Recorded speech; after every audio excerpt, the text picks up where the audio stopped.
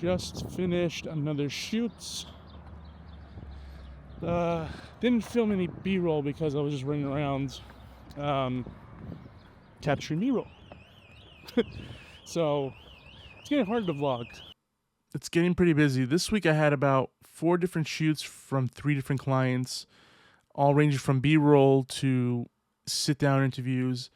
It's been great, and I think part of the momentum that's being built is by doing these vlogs, and it's just really cool. I don't know. I'm very excited. It's a good spot where I'm at with the business. But anyway, this is me setting up a pickup shot for this video that I was working on. This is from one of the vlogs. You might notice the location, the same location. The client called and was like, I need about 4 more interviews from the day 1 shoot that we didn't get because of the scheduling. And I was like, absolutely. So it was really cool to like be able to watch the footage that you shot and then go back to the same location and sort of tweak things. But for the most part, it really didn't change anything with the lighting. I still kind of kept the same setup. The only difference I changed was I didn't use my SLR Magic lens, my Cine lens, for the FS7. I used the Tamron 20-70. So I wanted to see if it was a difference in sharpness. And like you see here, there's aperture 300, the 60x in the back. I didn't bring the giant monitor this time. And I did mess with the framing a little bit. I was a little bit closer with the A7 IV. And on the FS7, not as wide. I kind of kept it tighter. And I did notice that the Tamron lenses were sharper than the SLR Magic, so I'm not sure how I feel about that anymore.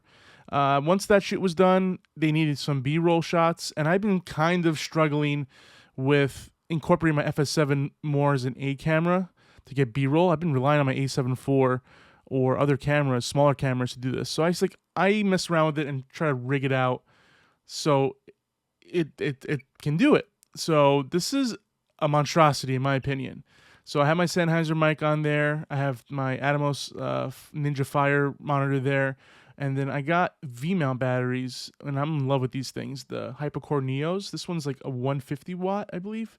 So it can like run for 5 hours, and it powers the monitor. And because this thing is such a tank, I broke out my Easy Rig. This is like really my first time using an Easy Rig with FS7 on a shoot. And I gotta say, for the most part, it worked out pretty well. I just sort of added a little bit more heft to the FS7. I put the grip that came with it, and this is me just testing it out, and just trying to get it balanced. And I think for a camera like this, you need something like an Easy Rig to move around, especially in my old age. But it actually was pretty cool, and the client was like super impressed. Like, oh my god, you guys are you're like a real professional camera guy. I'm like, I'm just trying to do the best. See, like this is me. Like I'm just on my cell phone. It just takes so much weight off of you. So what I did for the B-roll shoot, I used the Easy Rig, and then when I wanted something a little bit more wider or a little bit more, smoother, I went to the Ronin rig, or I did handheld. And I don't know, I might be starting to use this incorporated in some shoots. So that was that shoot, and then this is another one. Again, this is like one of the simpler ones, just the B-roll of a presentation for an ongoing video. Been going to different locations and filming them do this presentation over and over again. And what's cool is I did some gimbal work, and then when I've been trying to experiment a little bit more with using the DJI Osmo Pocket 3. It is literally like a fraction of the size of of a complete gimbal. And I gotta say, I'm very, very impressed with how this thing works. And it's been matching pretty well with, A7 footage or the FS7 in some ways.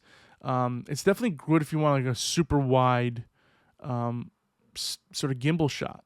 And for some of the smaller shoots that I go on, and I don't want to bring the Ronin, the rig, the gimbal with me, I'll just put this in my pocket. I'll slap on the wide angle lens here.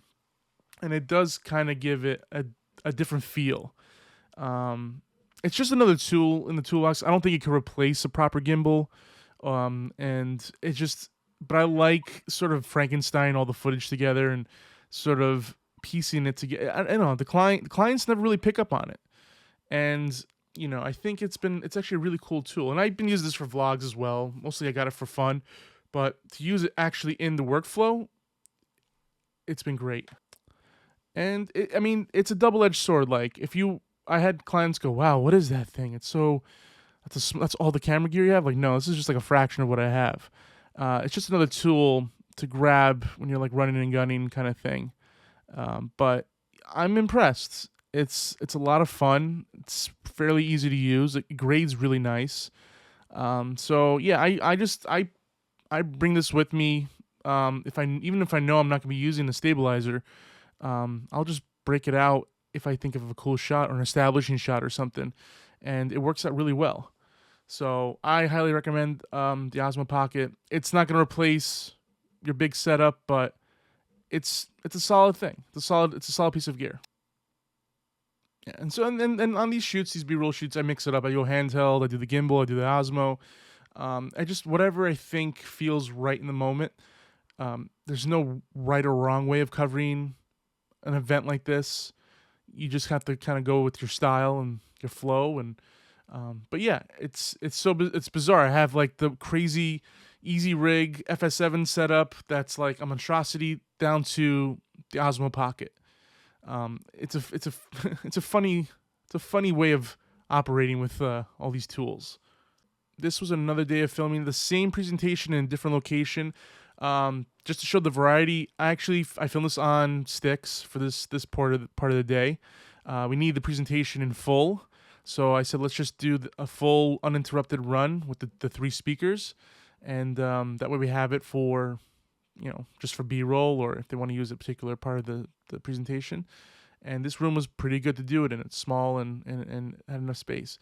And for audio, I basically used the DJI mics, and I just clipped them on them. And there's three speakers, only two mics. So I just told them when you're done with your part of the speech, just hand it off to the next speaker and clip it onto their lapel and just keep moving. So in that way, that's a real good pro. In that category is that anyone can use them. They're very easy to use instead of like rigging them up and clamping them. I also just don't love the look of it. I don't like that you could see it on the lapel, but they give good audio and it's a very easy solution. So I like it. And so this is the setup for a talking head that I had like about 15-20 minutes to do. So I just wheeled in my Aperture 60X with the grid and softbox just for some extra fill light, just so the person could pop. And then we shot it on one camera, used the A7 IV. I had the audio with the DJI mics, just clipped them on there. And I even think I kept the overhead lights on for the shoot just to fill out the room. I mean, this was meant for social media. The client wasn't too precious about making it look like an amazing thing. I was just trying to do my best with what I had and the time I had. And again, they wanted it for social media, so you have to be conscious of like framing it for Instagram and TikTok and all that. Not sure how I love that. I always love shooting horizontal and keeping it cinematic looking, but this is the time we're in. So, but there you go. Quick and easy, few easy shoots. Just bang them out. Everyone is always asking me, let me see the final result of your setup. So I figured I'd throw this quick raw shot in here and do a little quick color grade just to show you how simple, your lighting can be and effective. This is the 60X with a softbox to the side. I even used the location's house lights just to light the background.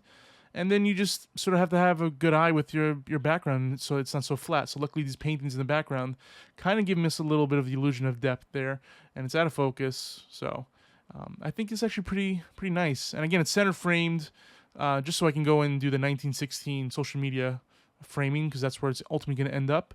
And also they wanted to use it for future videos. So it's always like covering my bases, having, the horizontal and the vertical frame. But yeah, there you go. Quick and easy. That kind of wraps up the crazy week of filming that I've had. And now I retreat to the edit room where my co-editor Chloe here will keep me in line and keep me on task. So yeah, looking forward to updating you. Maybe I'll do some post vlogs. I don't know how I'm going to do that, but I'll figure it out. Anyway, keep shooting, have fun, and I'll talk to you guys later.